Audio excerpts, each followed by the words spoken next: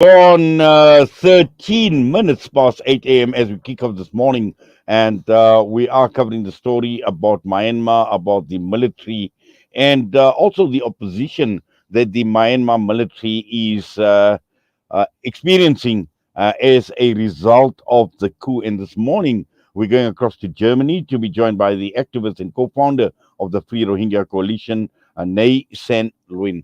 Nay, assalamu alaikum wa rahmatullahi wa barakatuh, and welcome. Wa alaikum salam wa rahmatullahi wa barakatuh. Thank you so much for having me this morning. Yes, always wonderful talking with you. And when one looks at any coup that takes place, we find that communities suffer, and this is a trend that we see right across the entire world in conflict situations where young people see things very, very differently. And in Myanmar, in particular, despite the military, harassment, surveillance of people, the brutality, young people are starting to see differently. And also here in Myanmar, we've actually now learning that young people are actually leading the opposition to the coup that had taken place. Well, yeah, since the coup last year, 1st February, until now, I think more than 900 young people under the 30 were killed by this military junta.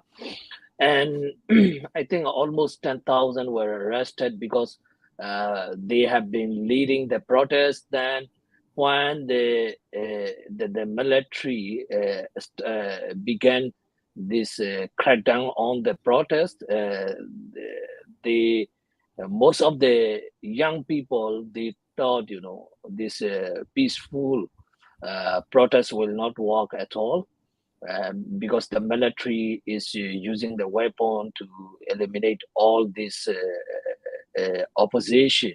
So the military see whoever oppose them as enemies. So this lead the young people to take the position at the border, since there are the several ethnic armed group are based in the border area at the China border and the Thailand border. They join with them. They got the training there. Now they are leading the revolutionary group, and there are a lot of group. Even in one region there are dozen of group. They are founding by themselves. Some of them are under the leadership of the national unity government, which mostly called the exile government, but actually they are not the exile. Some of their minister, their cabinet, including I think the acting president and the union prime minister, are based at the border area, and they have the people mandate. So I think, and the majority of the people in Myanmar accept them as the legitimate government. So some of them are under this national unity government leadership, and some of them are, running this revolutionary group by themselves. So they call themselves local defense force.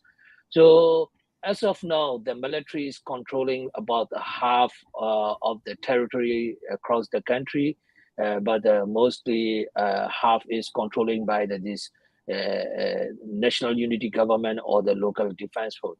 So this all the group leading by the youth they see they will not have the future if, as long as this military dictatorship is in the country, because the country has been under the military dictatorship since the 1962. They see no progress, and there is no freedom.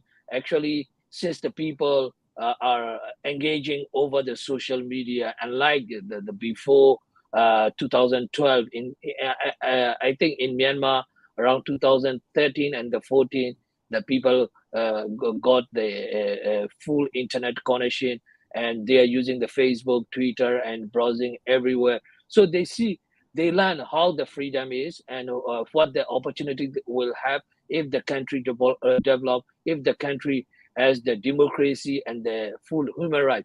So as you see over the this international mainstream media, there are a lot of article about this revolutionary. So they think that the fight only will bring the victory, because international community are failing to intervene. And now almost 2 years now, more than 2,000 people were killed across the country. More than 15,000 were arrested. So the sanctions are not working, and the ASEAN pressure also not working. So the people see this is only the option. Beside that, this Rohingya genocide, the genocide is still ongoing. Yes, and also what is important to understand is how their future is under threat and how it is being affected, because we have learned about the education system, which has basically come to a standstill. We've heard about institutions, that are being closely monitored, surveillance in the universities, and many young people are looking forward to future and want education. So their education and their future is also under threat under the present military government. Well, I study in Rangoon, former capital of Myanmar. So I grew up in this situation because in 1988 the military seized the power again, from the military dictatorship. So we had no freedom at all. Now the same thing is happening, and education is also as they like, that they have made the curriculum, the history, everything, whatever they like, they put in the curriculum, and people have to the student has to study it. So not just the education, but also now, like the very basic human right thing, like using the social media is like they are treating like this crime.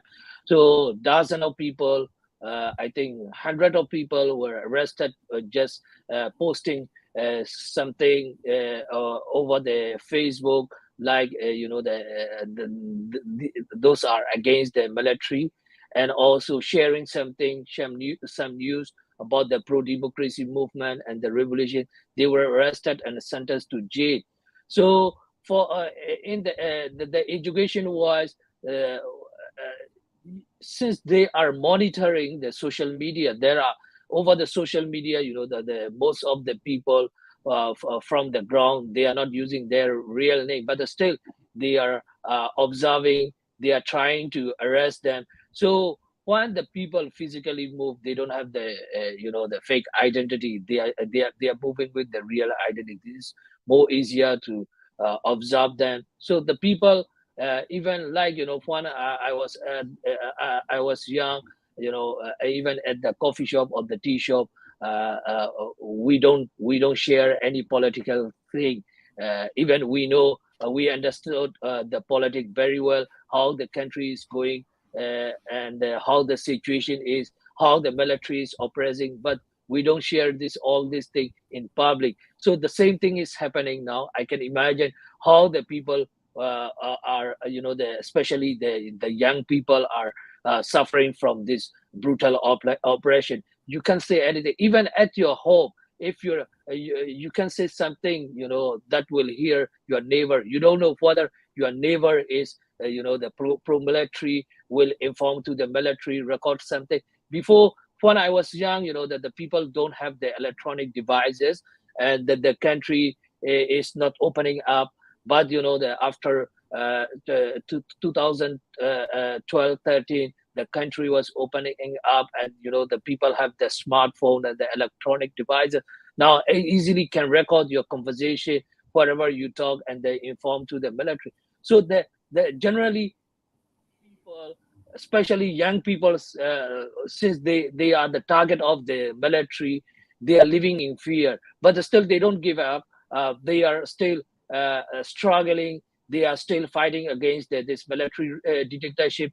Although there were a lot of, the hundred of thousand of crackdown against the protester, but still the people are protesting, especially in the rural area. Every day there are the protests. Sometimes, thousands of people gather, but those areas are mostly controlled by the people defense force under the leadership of the national unity government.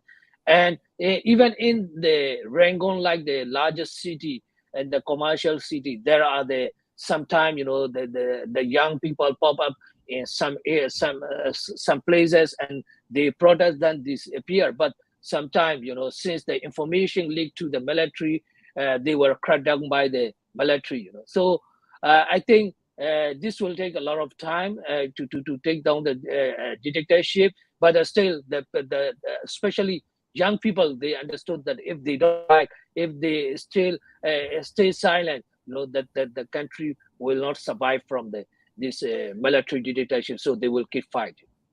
Well, Nathan, I'm going to put you on hold. I'm going to go for a quick ad break. I'll be back with you in a minute or two. Thank you.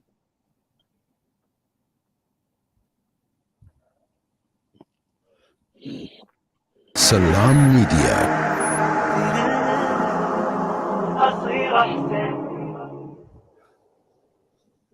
Online schooling? Why not? Kurtuba Online Academy is the leading global online Islamic school from grade R to matric, offering South African caps and international syllabus. And it doesn't stop there. We also offer online madrasa for every grade.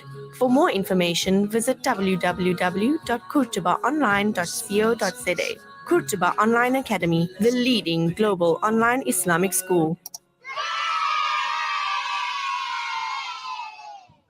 For every child who lost a parent. For every refugee who lost their home. For every community without water. For every person searching for a way to give, Africa Muslims Agency has been at your service for 35 years, connecting hearts and changing lives. Thank you for helping us to serve the needy since 1987. Support our journey by donating to Africa Muslims Agency as we commemorate 35 years of empowering, educating, and inspiring. With so many investment options today, it's only natural that you might feel a little confused which route to take. Should I buy shares or should I invest in gold bullion? Randery Jewelers now brings you the Zahab coin, an alternative to the Kruger Rand. The Zahab coin, a solid wealth protector in its purest form of 24-karat gold, is the safest way to protect your wealth. So don't just sit there and watch your paper money depreciate. Change to gold. Call Randery Jewelers now at 031 202 4701 or visit www.rjcoin.co.za. Situated at 151 Essenwood Road, Musgrave, Durban. Randery Jewelers, the family name you can trust. Did you know that through SANZAF, you can provide a meal to an individual for only 12 Rand? By committing to a monthly contribution, you can assist us in reaching out to more communities and deserving individuals. A once-off donation will also be highly appreciated in helping us achieve our monthly target. For more information, call us on 011 834 6046. SANZAF, changing lives through development and relief. Breaking stereotypes, moving boundaries, joining hands. Salam Media.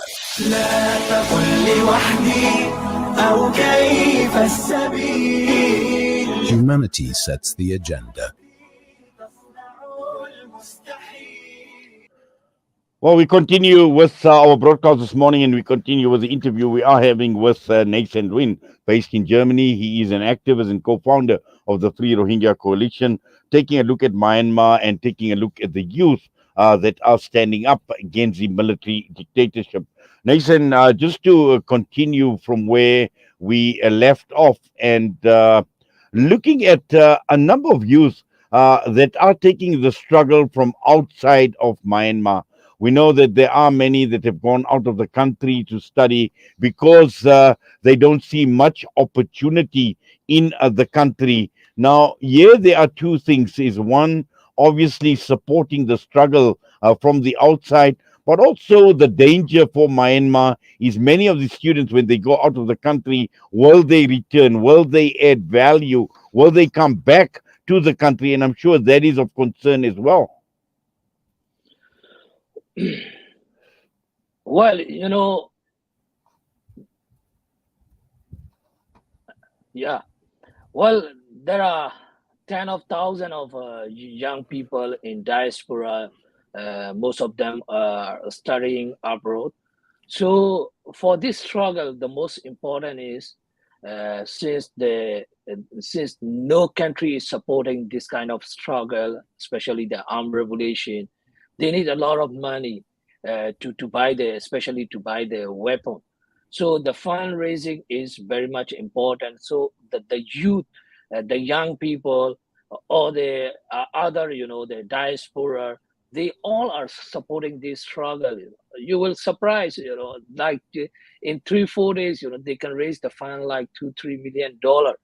So since the last year, I think that there were a lot of the fundraising event, especially in US and also UK and the European Union. Since we have the large population in the United States, there were a lot of event, and they could raise the million of dollar. So they are supporting this to the NUG government and also the People Defense Force and the local defense forces. So the young people who study abroad, or the just uh, left from the Myanmar and based in the border area, most of them are innovative. They are even inventing the drone. So they cannot afford to buy them. So they are inventing themselves. So they are now utilizing them. So they are very innovative. Unlike before, in 1988, after the military coup, the young student, the same young student, they went to the border area and got trained by those ethnic armed group, but they could not fight back with this military dictator. But this time, they are very much very strong, and the people are very supportive. I mean, in the country or the outside the country, they are very much supportive to this struggle. So in long run, I think military will not survive. Even now, like Sagai region and the Magui region, so many other area, either those are controlled by the ethnic armed group, or that this is the People Defense Force.